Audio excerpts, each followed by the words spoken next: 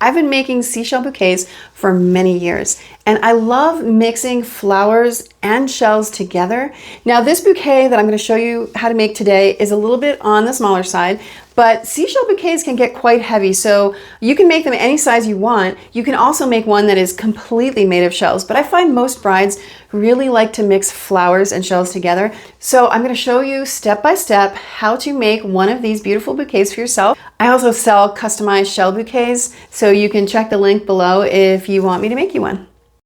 Now, to prep the shells for your bouquet, you're going to want to use plenty of hot glue and a strong wire, because these shells are going to need to be angled in your bouquet, and you want to make sure that they're secure. I use a variety of textures, colors, and shapes because that's usually what looks best with the flowers. Now, to prep the flowers, you're going to take off any unnecessary leaves on the stems, and here you see I'm prepping the greens to get ready. I do all of this in advance because when I'm actually designing the bouquet, I do not want to stop and cut apart and wire and tape things. Now, on some flowers, you can see this stem is long and I can use it as is, but then I need to wire and tape some of the smaller pieces so that they are strong and secure and ready for designing.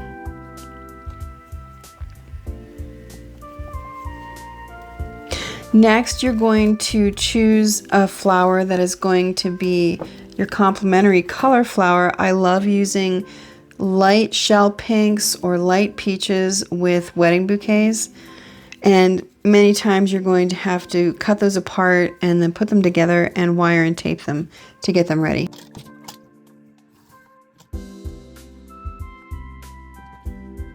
All right, now we are going to start to build the initial shape for our bouquet, and we'll start with our focal flowers, which are white.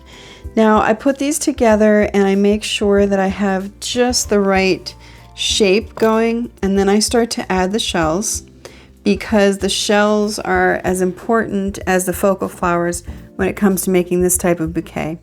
So I've got about 5 stems here, and I'm going to secure them tightly with my tape, and then basically I just take every material that I have, so the white flowers and then the shells and then the peach flowers, and I keep going around in a circle and adding what is needed to build the proper shape.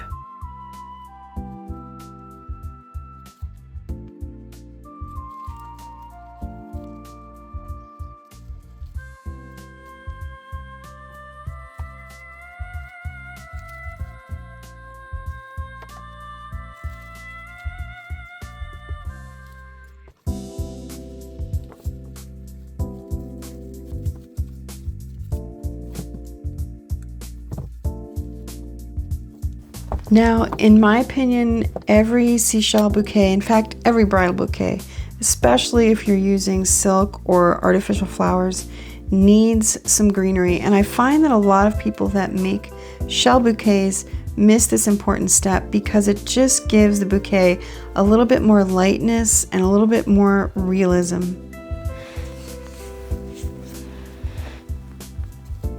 Now, I keep going around. As I twirl this bouquet, I look at it and I think, need a shell here or need a touch of greenery there. This is not a scientific formula.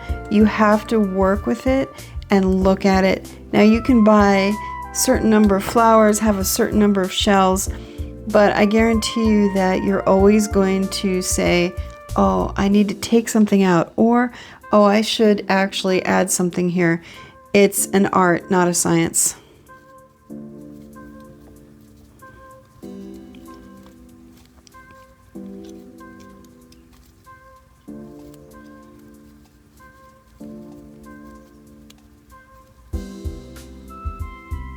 Now we're going to add our delicate little daisies, and I really like to evaluate all the shapes and the sizes and the colors of the flowers when I'm working with shells. And I thought most of the flowers in this bouquet have a round shape, which is really pretty, but I thought it needed a little bit of air, something that's just sticking up a little bit taller than the rest of the flowers and the shells.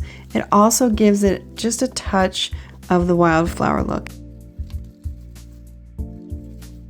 Next, I'm adding a line flower. It's not really a flower, and it's actually artificial. It's not even dried, but it looks dried. I think I got it at Hobby Lobby. You can find materials list and more project details at my Substack, link below. And we are getting very close to finished here. I'm just doing the little added touches and making sure it's really secured well with the tape.